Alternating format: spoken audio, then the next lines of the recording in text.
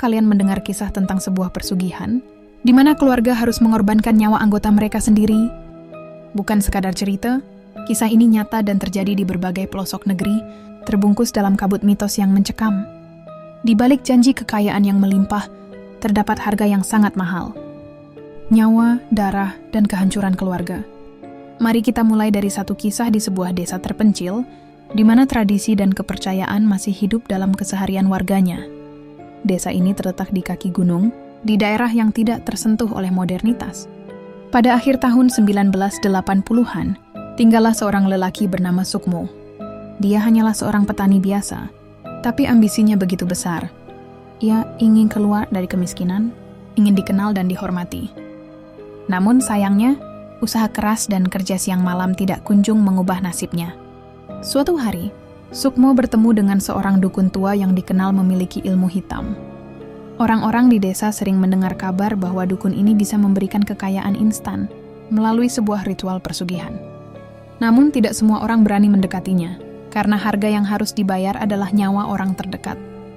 Ritual ini disebut sebagai sugih raga. Ritual yang diyakini mampu menukar kebahagiaan satu keluarga dengan harta melimpah. Sukmo yang sudah putus asa, akhirnya tergoda dan datang menemui dukun tersebut. Sang dukun menjelaskan bahwa untuk memperoleh kekayaan, Sukmo harus menyerahkan nyawa anak pertamanya sebagai tumbal. Awalnya Sukmo ragu, tetapi dukun itu meyakinkannya dengan janji bahwa kematian, anaknya akan tampak alami, tidak akan ada yang mencurigai. Sukmo pun menyetujui, meski hatinya bergejolak. Ritual dilakukan pada tengah malam. Sukmo diminta membawa sehelai pakaian anaknya, sebuah boneka kain, dan tanah dari makam orang tuanya. Sambil berkomat-kamit, dukun itu memanggil roh-roh gaib, membuat kesepakatan dengan makhluk-makhluk yang Sukmo sendiri tidak bisa lihat. Disinilah detail yang sering tidak diketahui orang banyak. Persugihan semacam ini melibatkan perjanjian dengan jin, atau makhluk gaib tertentu yang diyakini tinggal di alam bawah. Jin tersebut akan makan dari jiwa yang ditumbalkan, dan sebagai gantinya, memberikan kekayaan kepada pelaku ritual. 3 hari setelah ritual itu, anak pertama Sukmo, seorang gadis kecil berusia 5 tahun, tiba-tiba sakit parah, demam tinggi dan kejang-kejang. Sukmo dan istrinya membawa anak itu ke rumah sakit, tetapi tidak ada satupun dokter yang bisa menjelaskan penyakitnya. Seminggu kemudian, anak itu meninggal dunia.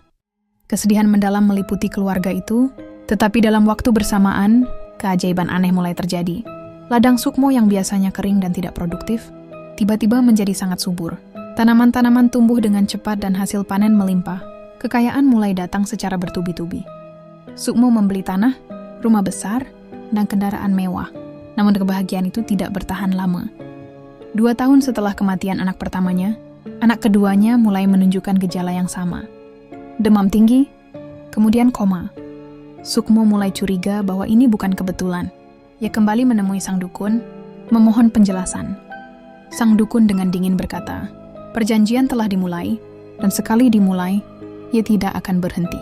Kekayaanmu berbanding lurus dengan jumlah nyawa keluargamu yang hilang." Sukmo tertegun. Ia telah menandatangani perjanjian yang tidak bisa dibatalkan. Satu persatu anggota keluarganya akan jatuh sebagai tumbal untuk mempertahankan kekayaannya. Sukmo mulai dihantui oleh keputusan yang telah ia buat. Di tahun 1992, anak keduanya meninggal. Istrinya pun jatuh sakit secara misterius dan meninggal setahun kemudian.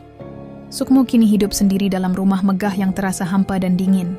Setiap malam, ia terbangun mendengar suara tangisan anak-anaknya yang telah tiada, seolah mereka memanggilnya dari dunia lain.